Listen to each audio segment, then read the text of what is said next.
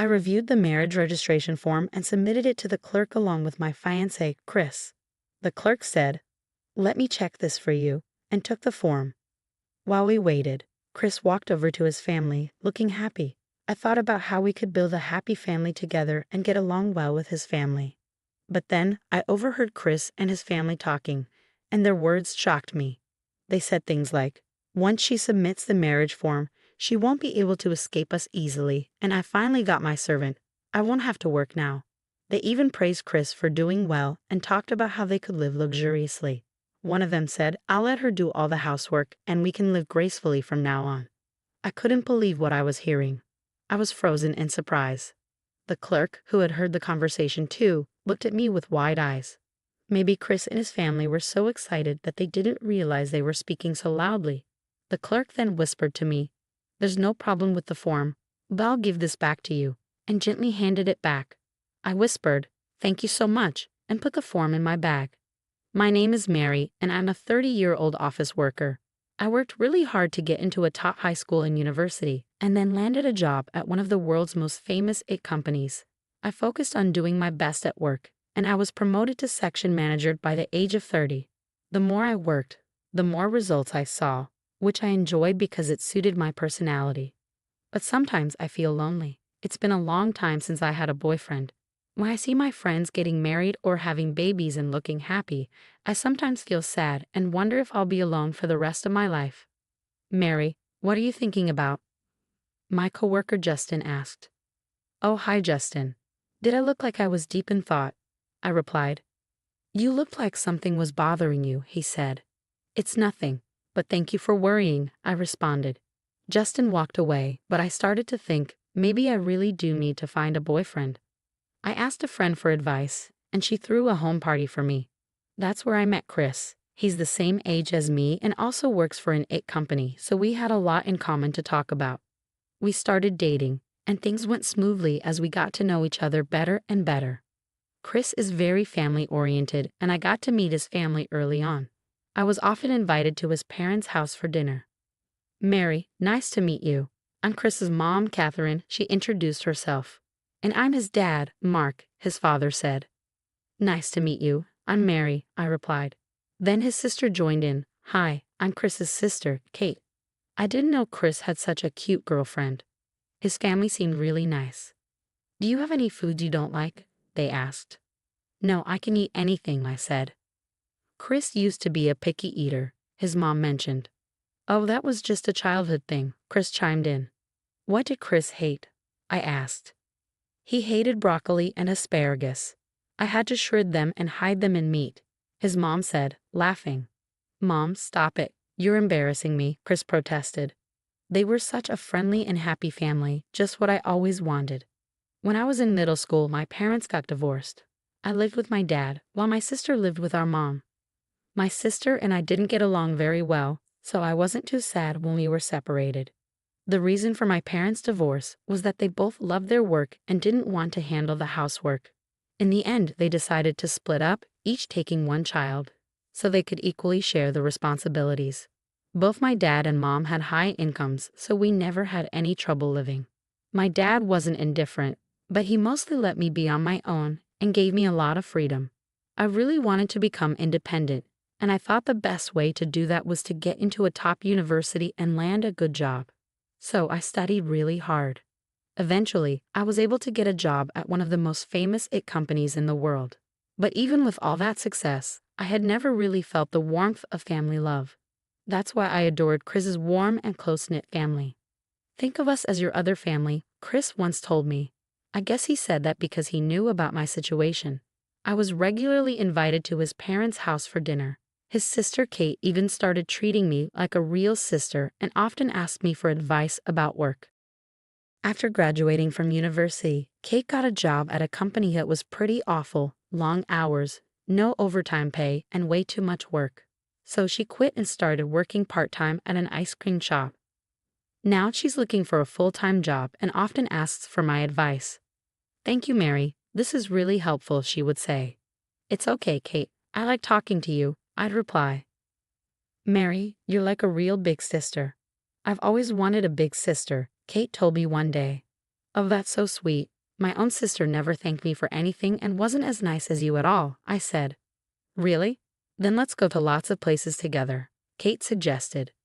Great, let's do that. I agreed. Wow, I'm so happy. There are so many cafes and restaurants I want to visit with you, Kate said excitedly.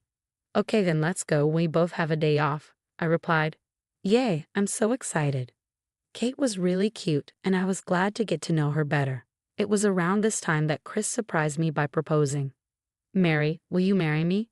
I want to build a warm family with you, he said. I was so happy when Chris proposed to me, and we immediately told his family the good news. Oh, you're finally getting married, his mom exclaimed. Finally, Chris proposed to you. And now you're going to be my sister-in-law, Kate added excitedly. His family was thrilled, and they started talking about the wedding plans right away. Chris looked overjoyed too. That day, we had dinner with them and then headed home. When I got back to work, everyone congratulated me. Mary, are you getting married? They asked. Yes, I'm finally getting married, I replied, feeling happy and proud. Congratulations, they all said, and I thanked them. On our next day off, we were invited to Chris' parents' house again, this time for lunch. On the way there, Chris said, I have something important to tell you later. Okay, I replied, curious but expecting it to be something good since Chris seemed so happy. When we arrived at his parents' house, there was a stuffed turkey on the table. Are you celebrating something today? I asked. Chris's mom smiled and said, I'm just so happy thinking that Mary is going to be my daughter-in-law. She looked so sweet and shiny with joy as she said it. We opened some cold beers and enjoyed the turkey, chatting happily. After a while, Chris suddenly said, Oh, I almost forgot to tell you something important. I'm thinking of going to the marriage registry today. What? I was taken back. Actually, I've already prepared the paperwork, Chris continued. I was surprised. Sure, we were going to the marriage registry eventually. But why today? Is today a special day? I asked. No, it's not like that, Chris said. Then why are we doing it today? I asked, still confused. I just wanted to get it done as soon as possible, he explained. But why not wait until after the wedding? I suggested. The wedding is still a long way off, he replied. We had already visited several restaurants and found one we really liked for our wedding. However, it was a very popular place, so we could only reserve it for a few months later. I think we should wait until after the wedding, I suggested, feeling unsure about rushing things. No, I want to be married to you as soon as possible, Chris insisted. The sooner the better for us too, his mom added. Mary, I agree with Chris. You should get married as soon as possible, his dad chimed in. We had been planning to find an apartment that was conveniently located between both our workplaces. But then Chris said, yeah, about that. We were thinking of moving into this house together. What? I was completely surprised. I had assumed we'd be living on our own. I thought we'd be getting our own place. I mean, it takes time to find an apartment, and we also have to prepare for the wedding. Chris explained. That's why I think it would be better to live at my parents' house first and take our time finding an apartment. Chris might have had a point, but the idea of living with his family made me uneasy. I didn't have a great experience living with my own family, and although Chris's family members were all nice, I wondered if it would really be okay. Chris's mom reassured me, we're already ready to welcome you into our family. We understand your situation, so you don't have to worry about anything. After hearing that, I thought I might be able to live with them. Okay, thank you so much, I said, feeling a bit more comfortable. Then let's go to the marriage registry, Kate suggested, and everyone, including Chris and his parents, agreed. I finally said, okay, let's do it, and we all decided to go to the marriage bureau together. Kate, who hadn't been drinking, drove us there. I realized I might have had a bit too many beers and was feeling a little nervous. But as soon as we arrived, I felt the need to go to the bathroom. Before submitting the marriage registration form, I went to the bathroom. When I came back, I saw Chris's parents and Kate chatting happily. I rechecked the form and then submitted it to the clerk along with Chris. The clerk said, "Let me check this for you," and took the form. While we waited, Chris walked over to his family, looking pleased. I felt hopeful about building a happy life with him and getting along well with his family. Just as I was thinking this, I overheard parts of their conversation that filled me with dread. One of them said, once they submit the marriage registration form, she won't be able to escape us easily.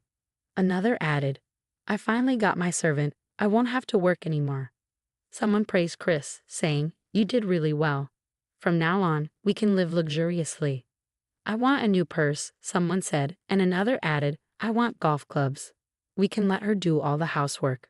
I couldn't believe what I was hearing. What were they talking about? I froze in shock, and I noticed the clerk had also heard their conversation. Her eyes were wide with surprise. Maybe Chris and his family were so excited that they didn't realize they were speaking so loudly.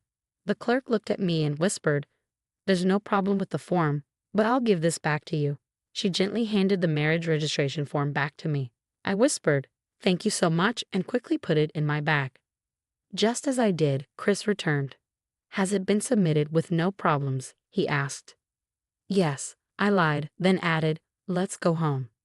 I followed Chris and his family to the car. They had always seemed like a warm, friendly family, but now they just looked frightening. They drove me home that day, but the next morning, Chris told me that since we were married, we should start living together at his parents' house. I agreed and decided to move in, determined to find out if what I overheard was really true. Of course, I pretended that I had canceled my apartment plans and assured Chris that I would handle everything myself. I mentioned that I would sell my belongings to a recycling company soon.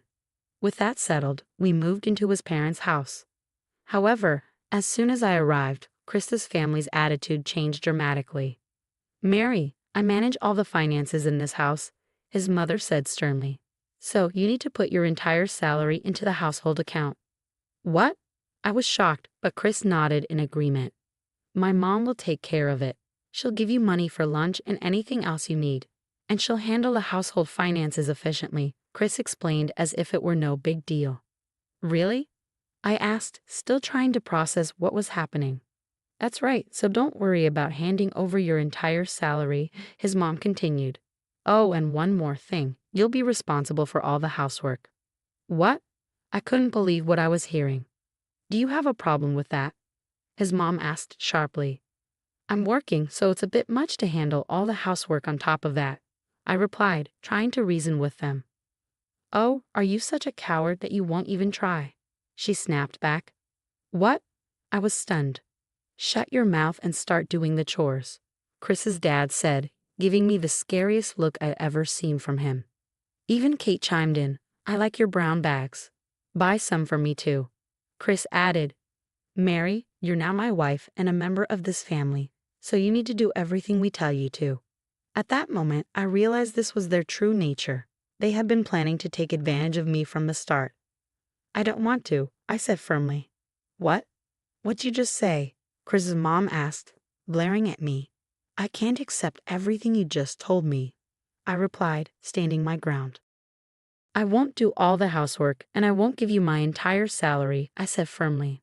When I said this, Chris and his family became furious. Hey Mary, what are you talking about? You're our daughter-in-law now. Just do what we tell you, Chris's mom said, her voice full of anger. Your only value is to make our lives easier, added Chris's dad. I'm not your daughter-in-law, I replied, standing my ground. What? Chris's mom was stunned. You had that conversation at the marriage bureau, didn't you? I asked. After what I overheard, I decided not to register our marriage. Their faces turned pale. Oh no, did you really not submit the form? Chris's mom asked urgently. I already threw the marriage registration form in the trash, I said. I can't live with people who take advantage of me. Let's just break up. Chris slumped to the floor, clearly devastated. I left the house immediately. It turned out that Chris's family had already planned an overseas trip for the four of them, including booking a luxury hotel and first-class airline tickets, all based on the assumption they'd be getting my salary. Since I broke up with Chris the day before the trip, they had to pay a lot of cancellation fees. Chris asked me to cover the cancellation fees, but of course I refused and blocked him from contacting me. Now, they're about $50,000 in debt and are all arguing with each other. It seems their only connection was money, and their relationships weren't very strong. Mary, did you cancel the marriage? Justin asked when I ran into him. Oh, Justin, you heard about that already, I said. Rumors spread fast, he noted, looking amused. You can laugh if you want, I said. I'm not laughing, I'm actually happy, Justin admitted, though he looked a bit embarrassed. Why's that? I asked. Because it means I have a chance, he replied. A few months later, Justin asked me out and recently proposed to me. I'm so happy now. Chris and his family were only nice to me at the beginning to take advantage of me. I'm relieved I discovered their true nature before we got married. I was curious about what happened next with Justin, but for now, I wish Mary a happy marriage this time around. Thank you for watching. Please subscribe to our channel if you enjoyed the video. See you in the next one.